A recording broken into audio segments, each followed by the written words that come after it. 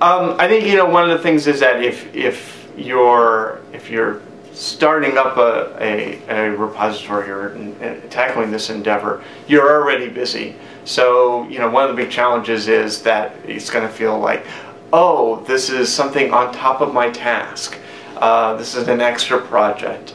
And I think one of the things to think about is how can you, it's not an extra separate task. It is really sort of transforming the way your department works. So think about your workflow, think about how you do things now and how this is going to change when you institute your repository.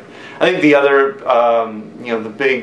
the big challenge is transitioning from project to program.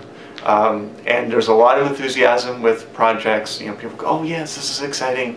And particularly if you're partnering with other departments or areas in your community, everyone's enthusiastic. And then you get it up and everyone goes, wow. And then there's that sort of feeling of what's next. And sometimes that enthusiasm tails off. And so it's figuring out, how do I transition from that project phase to a program phase. And that's both for people's enthusiasm, your workflow, and probably most critically, your budget. Right? Often this is starting out, you got some sort of either grant funding or special seed funding from somewhere, but then you got to turn that into a programmatic part of your budget.